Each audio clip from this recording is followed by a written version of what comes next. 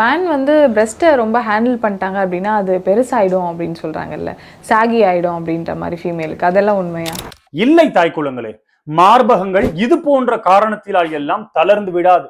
ஒரு கட்டிடத்திற்குள் இருக்கும் இரும்பு கம்பிகள் போல மார்பகங்களுக்குள் கூப்பர்ஸ் லிகமெண்ட்ஸ் என்ற ஜவ்வுகள் அமைந்திருக்கும்.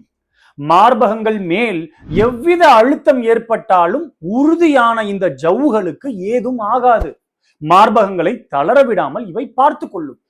பிறகு ஏன் எனக்கு மட்டும் தளர்ந்த மார்பகங்கள் இருக்கிறது ஐயா என சிலர் கேட்கலாம்.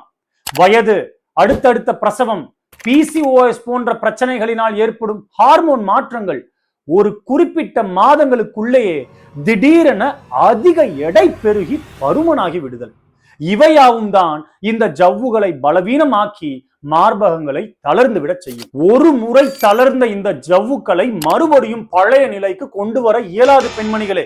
இருப்பினும் இவை கொலாஜன் என்ற புரதத்தினால் கட்டமைக்கப்பட்டதால் தினமும் புரதம் நிறைந்த உணவுகளான முட்டை வெள்ளை, கோழிக்கறி, மீன், பயிர் வகைகளை உண்டு உடன் வைட்டமின் சி நிறைந்த உணவுகளை எடுத்துக்கொள்ள வேண்டும்.